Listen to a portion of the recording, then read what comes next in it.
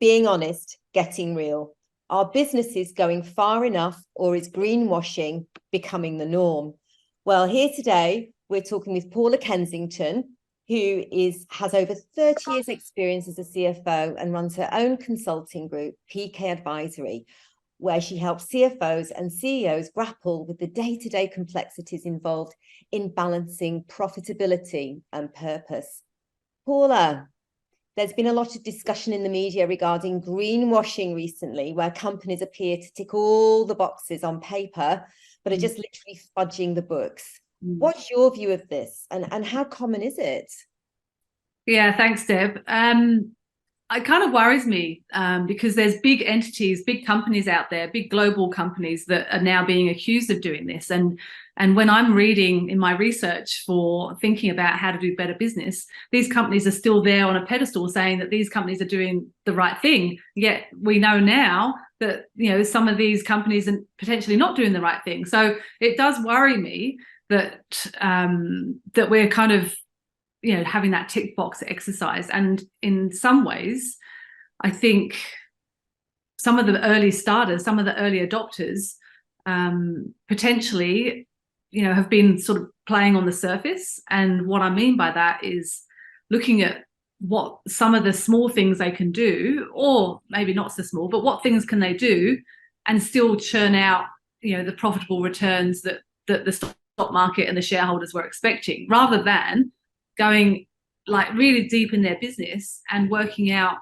how do we change our operations from the grassroots rather than just trying to overlay from the top. And I think that, to me, feels like there's a little bit of the greenwashing going on, where you've got top-down approach rather than a bottom-up approach that actually changes the way that actual business gets done. So I'm concerned, and with these new accounting standards coming out in January 2024, there's talk in some media that it might encourage more entities just to do the tick box because people don't know how to make the fundamental shifts in their business. So I think it potentially is a problem that might even escalate in the next 12 to 18 months. Yes. Do you think that businesses are actually hampered by the business models of the past? And do you think this is contributing to the greenwashing? They're sort of stuck in the old way of doing things? Yeah, absolutely. I think, when we think about what's got us here in terms of our business model, we find it really hard to challenge ourselves, to think about what should we be doing differently. So again, we're trying to manipulate changing behaviors into old business models, and they just don't kind of work. So we have to fundamentally unpack and start again. This is, again, why startups do this so easier than big business, because they are starting from a blank sheet of paper. They don't have multi-million-dollar technology platforms that's been amalgamated with mergers and acquisitions, and I've seen this firsthand in some of the roles that I've been in, where it's almost like band-aided underneath the surface because systems have come together and there's never been enough investment into actually doing the right things, because there's always this worry about stakeholder and shareholder returns. So I know I can see why big business could be stuck in old business models, because it's too hard to make a fundamental change. Where do you think what do you think, on a very sort of, to start on the path, if you like, what can CFOs do to start moving forward, in a positive, planet positive way? Yeah, I think education, as I've said in previous conversations, the CFOs in their DNA has been about learning how to do things and do things in the right way. And so, our whole education has been, very structured ways of doing business and outcomes focused. But now we're asking the CFOs to get comfortable with not knowing and not having the answers. And I think that is a big shift in the way CFOs think, because now we don't know with 100% certainty about what this is going to have? What impact is changing this business model going to have on my shareholders' returns? And I'm going to have to stand up in an AGM or stand up to the shareholders and say that we didn't deliver the result that you were expecting because we went off and changed business models in partway through the year. So that is around setting expectations and being really clear with founders, leadership teams, board, shareholders about how the business needs to shift. And I think the environment that we're now in,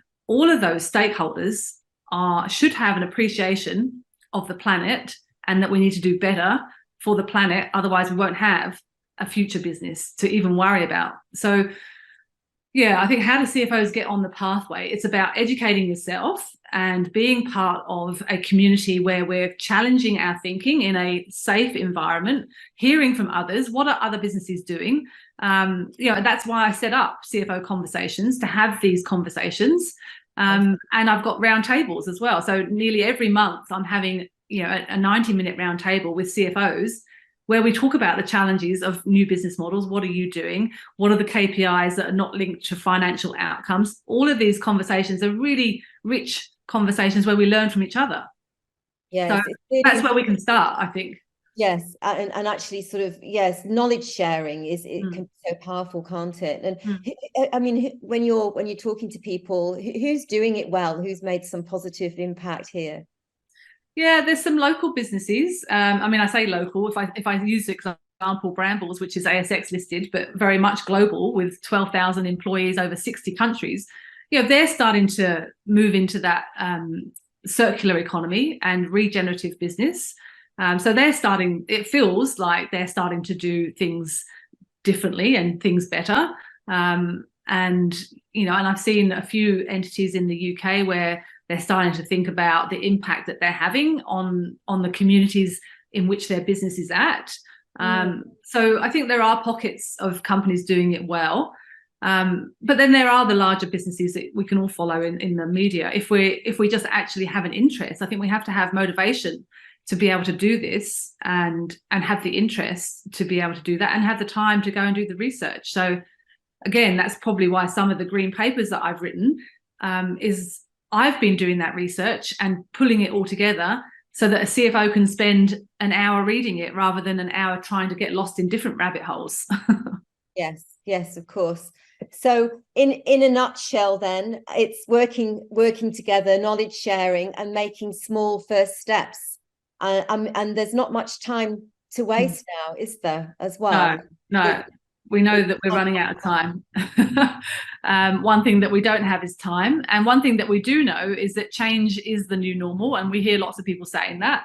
But, there's so many evidence that points to the fact that business isn't going fast enough, far enough, because we see some of the measures, some of the SDGs are actually, we're going backwards as a globe. And so that's worrying when we know that if we don't meet these 2050 targets, potentially the displacement of people and the challenge of the planet, the planet's here to survive, right?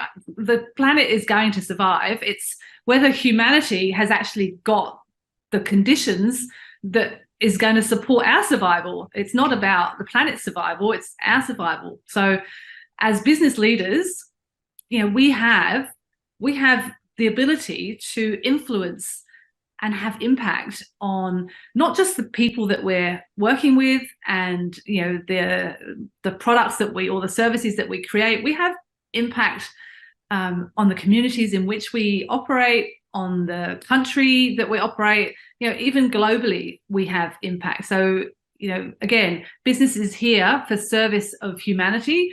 We have to recognize that and realize that even small changes that a CFO can make, even if it's a conversation that we start, let's start with a conversation. Let's work out what the appetite for change is in the leadership team.